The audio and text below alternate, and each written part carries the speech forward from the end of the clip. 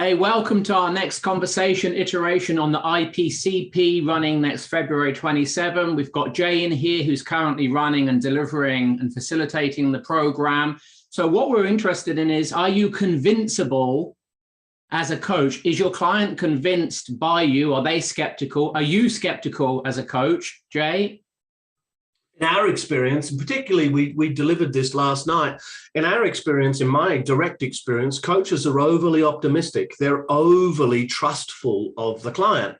And so as we look through the coaches that were there, 20 odd coaches last night, you had most, and I want to say most, I mean 90% with a driver in being over trustful. What that shows up is that there is an overly optimistic frame that is operating from the coach in their view of the client, in that they're overly optimistic about their clients. And so what that leads to is they're not seeing the client as they are, they're seeing the client as they are. So they're projecting optimism onto the client. As you and I know, Scott, there's no pessimism or optimism. They're human frames. They don't exist in reality. And so to overtrust isn't to see the client's condition, isn't to see the client's conditioning and their humanity behind that and realize that I'm dealing directly with the conditioning. I'm dealing with the personality traits and structures. You and I call it the occupant. I'm dealing with the occupant, which is not the human being, but it's their human coping mechanism. And so being overly optimistic means they're going to get caught up in believing in the human being's coping mechanism, their personality. They're going to get caught in content. So what? So when they get caught in content, they can't see the context, the process, and the structure of what's running. They can't help the client developmentally. They can't help them get objective to what they're subject to because they're playing in content and they're trying to shift the deck chairs. And it's not going to make any difference in the long term. And then from a client perspective, as you see your clients convince the strategy?